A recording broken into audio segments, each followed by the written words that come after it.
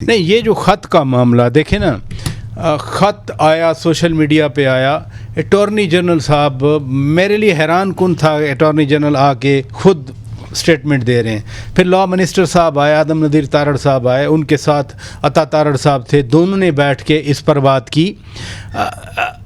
ایک خط پہلے ججز کا سپریم کورٹ میں بینچ بنا ہوا ہے، ہیئرنگ ہے، لیکن اس خط کے متن میں کہا گیا کہ ٹاپ ایک سیکیورٹی آفیسر کی طرف سے، آفیشل کی طرف سے کہا گیا کہ آپ فلاں کیس سے پیچھے ہٹ جائیں. لیکن جج صاحب اس خط میں، جو خط کا متن ہے، اس کے مطابق یہ بھی لکھا ہوا کہ ایسے ہی دھمکی سے انصاف کے نظام کو کوئی نقصان نہیں ہو رہا. پھر یہ سارا معاملہ کیا ہے؟ دیکھیے پراج صاحب، سب سے پہلے تو یہ کہ اگر تو کوئی کال آئی ہے اور کوئی اور ٹاپ لیول کے افسر کی آئی ہے، تو کیا میں کل اٹھا کے کہہ دوں کہ فلانے کا ریپ ہو، اس نے کی ہے؟ یہ تو ہوا میں بات ہے نا. شواہد، قانون تو اندھا ہے، قانون تو وہ لے کے ترازو کھڑا ہوا ہے، اس میں ہمیشہ ہمیں سکھایا گیا، ہم تو سزا بھی بھگتے ہوئے ہیں، اس ترازو میں ایویڈنس. اب اس ایویڈنس کو آپ کے لیے ایویڈنس بغیر اور میرے لیے ایویڈنس، یہ پاسبل نہیں ہے. نمبر ایک، بٹ ایک جج اگر کہہ رہے ہیں، ہائی کورٹ کے جج کہہ رہے ہیں، جو ترازو کو تھام کے بیٹھتے ہیں. میری بات سنیں سر، یہ ترازو نہ کسی جج کا ہے، نہ یہ میرا ہے، نہ یہ آپ کا ہے. یہ پاکستان کے آئین اور قانون کا ترازو ہے، جو کہ اندھا ہے، بہرا نہیں ہے، گونگا بھی نہیں ہے، اور اندھا پٹی لگی ہوئی ہے کہ اندھا ہونا نہیں چاہیے. وہ اندھا پن تب ختم ہوتا ہے جب شواہد آتے ہیں. ایک دوسری چیز یہ ہے کہ دیکھیں، یہ آپ نہیں کہہ سکتے یہ پریسیڈنٹ آف پاکستان سے ختم ہو گیا ہے. ختم ہونا چاہیے کہ جی یہ کر سکتا ہے، وہ کر سکتا ہے، وہ یہ نہیں کر سکتا، وہ شراب حرام ہے اور میرے لیے حلال ہے. یہ آپ سب ایکول پیڈسٹل. اگر میں لیجسلیٹر ہوں، میں قانون بناؤں گا، امپلیمنٹ بھی میں کراؤں گا، اس کی تشریح بھی میں کروں گا. کوئی اور فورم نہیں کر سکتا، کیونکہ پارلیمنٹ سپریم ہے.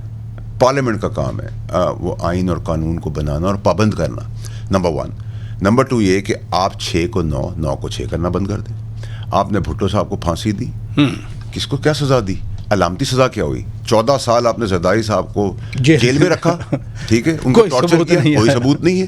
پھر آپ نے چلتی ہوئی حکومت عمران خان صاحب کی گرا دی، پابند کر دیا، رات کے اندھیروں میں دروازے کھول دیے، آفیسز کھول دیے. اب آپ کہتے ہیں جو ادارہ ڈیفینس لائن میں کھڑا ہے، آئین اور قانون میں کہاں لکھا ہوا ہے کہ شہادت فوجی دے گا یا پولیس والا دے گا؟ کہاں لکھا ہوا آئین میں کہ بارڈر کی پہرے داری سیکشن میں کھڑے ہو کے فوجی کرے گا؟ قربانیاں ان کی، پیسے لانے کا کام ان کا، ڈپلومیٹک فرنٹ میں کام ان کا، آپ کو پروٹیکشن دینا ان کا کام، انریسٹ کو سنبھالنا ان کا کام، جانیں اپنی دینا ان کا، فوجیوں کا کام. پھر چیٹے بھی ان کو، گالیاں بھی ان کو. یہ از ناٹ ایکسیپٹیبل. جو خط کا متن ہے، میں صرف وہ آپ کے سامنے رکھ رہا ہوں. کیا یہ ساری قربانیاں، سارا کچھ جسٹیفائی کرتا ہے کہ جج کو کالنگ کی جائیں؟